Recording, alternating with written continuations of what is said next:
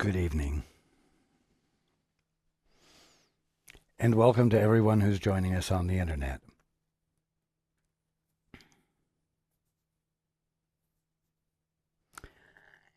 Let's take a few moments to be quiet together before we begin.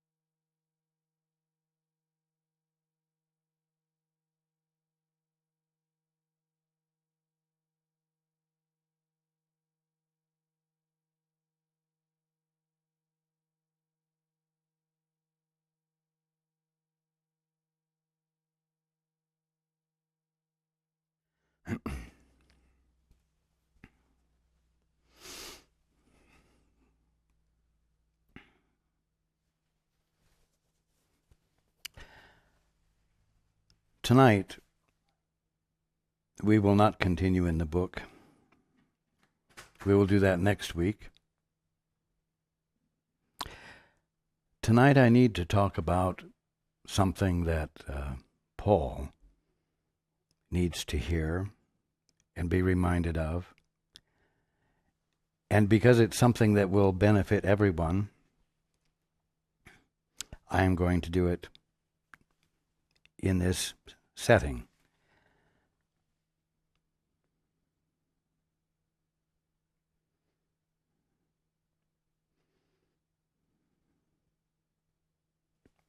What's the best way of breaking undoing, nullifying a special relationship.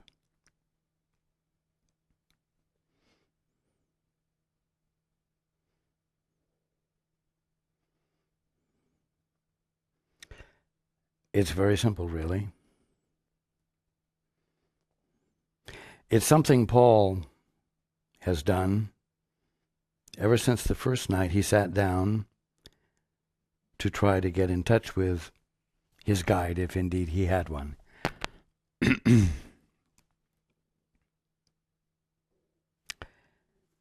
And before every gathering, he reminds himself of it, of his intent, of the intent of the time that will follow. And I've shared it before. He says, I allow only, and that word only is the key word. I allow only for that which expresses the Christ consciousness, and only that which is in harmony with the purpose of being, the Father's will. In other words, thy will, not mine, be done.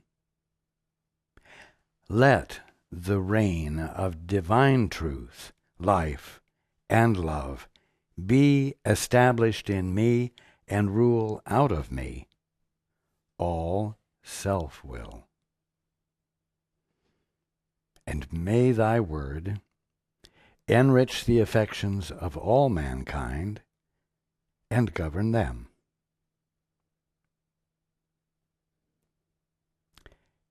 And to Paul, that last sentence means, and govern them as well. Because after all, the point is that in the process of saying, thy will, not mine, be done, one puts oneself in a position of having his affections enriched. It's a wonderful thing. It's a wonderful thing to know will happen. You will be changed. Your affections, your loving relationships will be enriched. The way you behave toward your fellow man will be enriched and a blessing.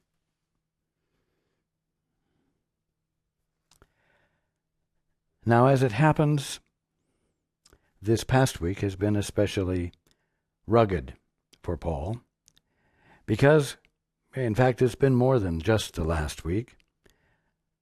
In the process of preparing the new residence for the activities of the foundation, there have been many meetings with tradesmen, bids made, ideas expressed,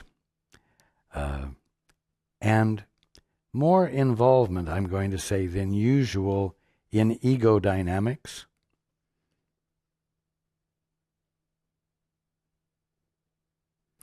And Paul has found himself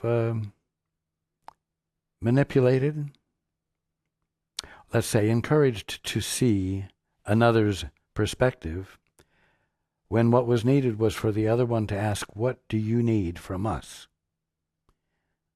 Because, of course, the needs are unusual when it comes to the work that is being done. In the process,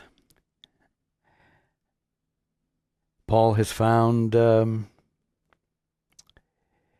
individuals withdrawing their willingness to participate if Paul was not willing to yield to what they thought. Now, what did this do? It invited Paul into special relationships where Paul began to feel it necessary to not be totally honest in order to finesse fulfillment of the needs from these others from them. He began to cater and become very uncomfortable within himself.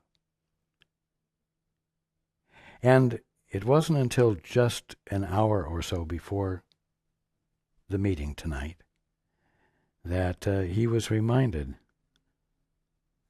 of this statement. I allow only for that which expresses the Christ consciousness. You see, that would have been the answer, the simple answer, at any point during the last few weeks, when others were trying to be manipulative or controlling or withdraw their support if they didn't get cooperation for their perspective. Now,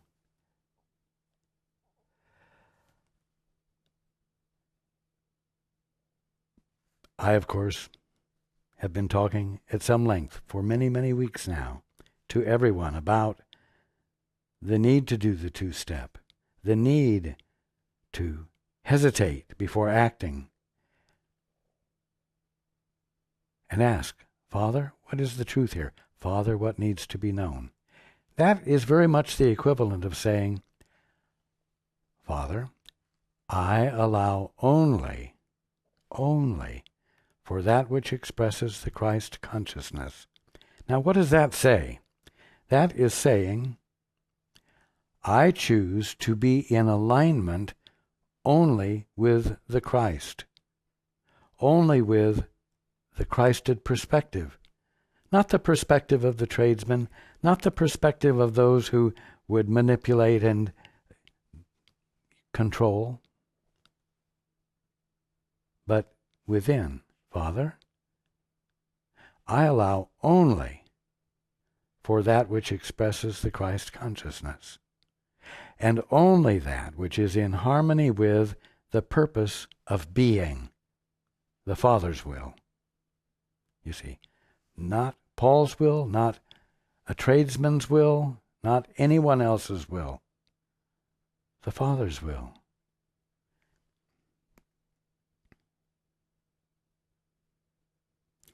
Now, you know, when you're in a position of being able to do things, one can do things that address needs, and one can also be tempted into doing things that fulfill wants. Wow, I have a chance to have it my way. And that's another distraction from I allow only for that which expresses the Christ consciousness, and only that which is in harmony with the purpose of being, the Father's will. Now, think about it, and this is what Paul needs to think about, and this is where I'm pointing, the direction I'm pointing his nose in. Why wouldn't you choose to do only that which expressed the Christ consciousness, and only that which is in harmony with the purpose of being, the Father's will? Obviously, if you're doing anything else, you're doing something other than the Father's will, and you're out of alignment. You're out of relationship with your Father. And the whole orphan experience begins.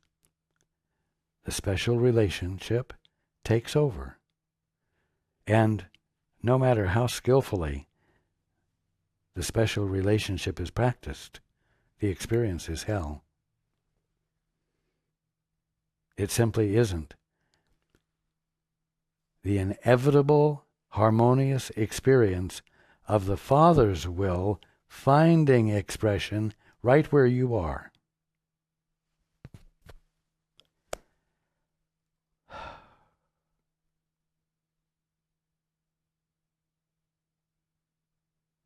And then what happens? Well, with Paul, he gets frustrated, and he then gets upset, And then he feels fully justified in being angry and expressing the anger.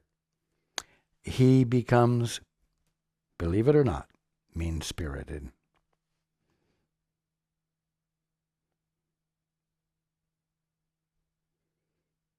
It's not his nature. It's not anyone's nature. But it is what one begins to embody when one is disconnected from his source and feels the awkwardness and discomfort of experiencing something other than his birthright, which, although he may have forgotten, he knows is there, intact, and that it awaits him. And not having it burns him up. Right?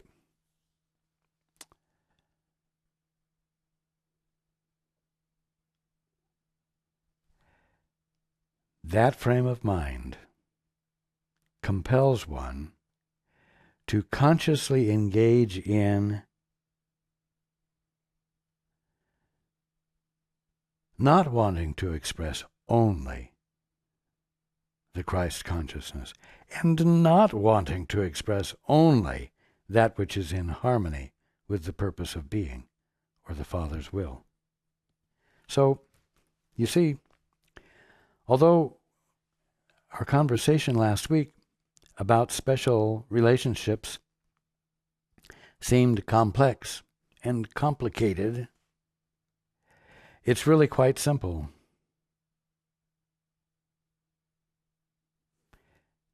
And the simplicity of it is illuminated in my request of Paul and my request of each of you. That no matter what circumstance you're in, no matter what is happening, you insist before responding on saying, I allow only for that which expresses the Christ consciousness, and only that which is in harmony with the purpose of being, the Father's will.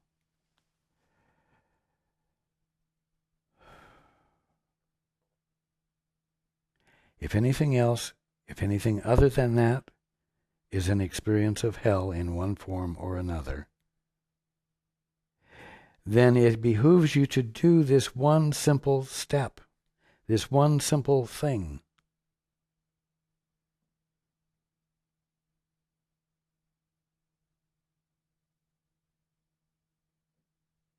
Turn your will over to the Father's.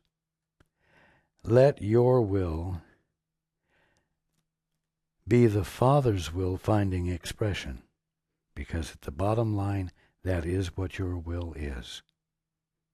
It's not here for you to experience and express in an independent, autonomous, frivolous, free way. It's here for you to voluntarily align it with the Father's will, which at the bottom line is what it already is, so that the dissonance of free will vanishes from your experience. And you know what? You can't afford to any more than Paul can afford to wait until pie in the sky after you die to do it. You've got to do it today, here, now, in the political climate, in the financial climate, in the social climate, in the religious climate, whatever, in the business climate, when you're working with tradesmen.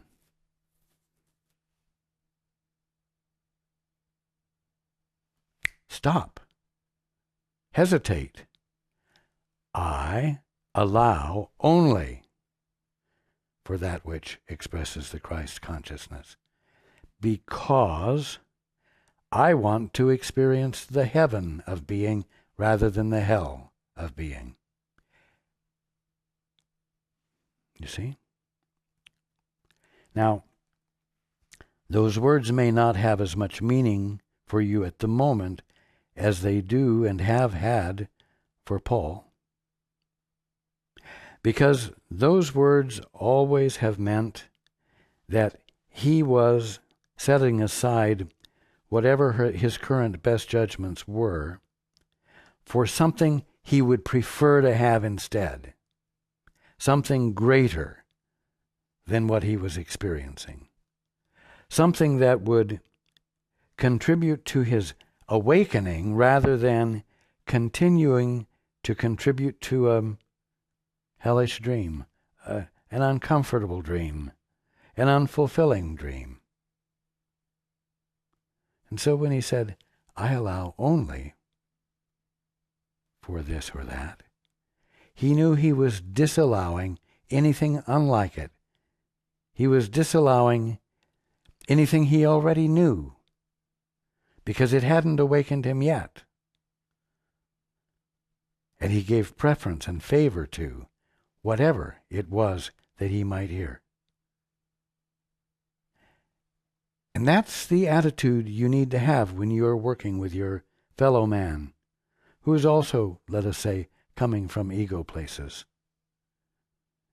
and where you want to be the presence and the evidence of love. You want to be that place where fulfillment occurs rather than an ongoing tension that somehow the two of you manage to keep at a low enough level that you're not suffering too much.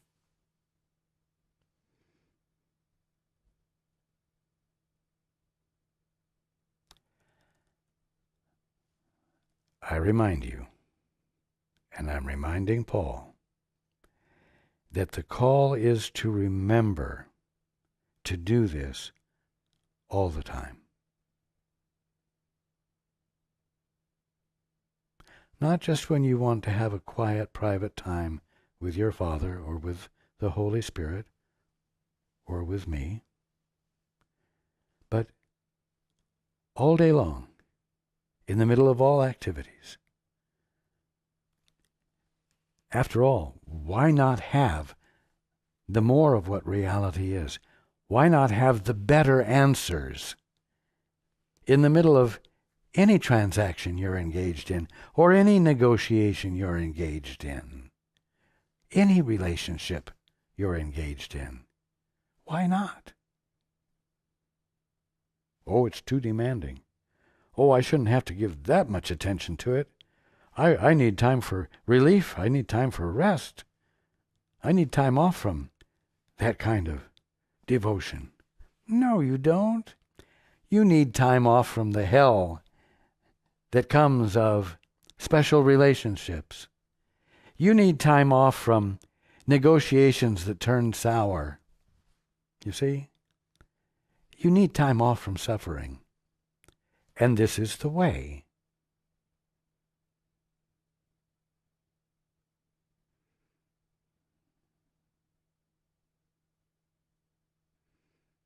And Paul is hearing what I'm saying, of course, and it is registering with him. There is still some tendency to justify, not outrage, but certainly distress, in the sense of a desire to get even or bring things to equilibrium, you know, an eye for an eye and a tooth for a tooth. But that's not healing. That's not allowing only for that which expresses the Christ consciousness. And so he's going to have to let go of that, and everyone else is going to have to let go of it. It's not a viable means of promoting transformation that evidences healing, that evidences renewal of one's divine birthright. Heck, it doesn't allow for the re-emergence of joy and peace. So just how important is it?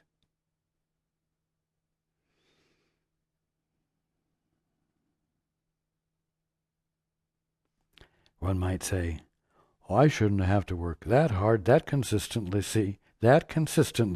to be the Son of God. Well, maybe you don't have to work that hard, that consistently, but you might have to let yourself be the Son of God that you are, uninterruptedly, just because that's where the full experience of being the son of or daughter of God lies. You might just do it because that's where your good is. But like Paul, everyone has to be willing to soberly look at a situation and determine whether there's any justification for withholding the activity that corrects a problem or heals the situation or promotes the holy instant in which one's affections are enriched and which promote the enrichment of the affections of all mankind.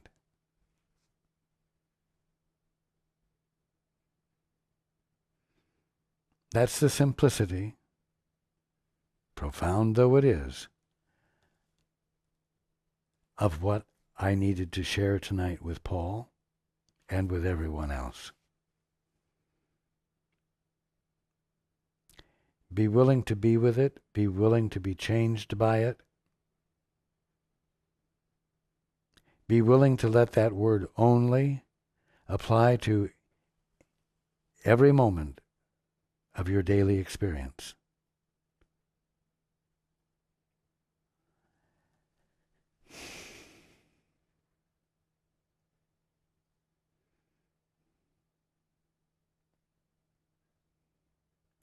I will leave it at that for tonight.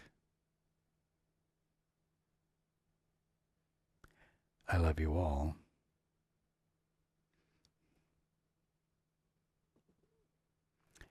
And I look forward to being with you next week.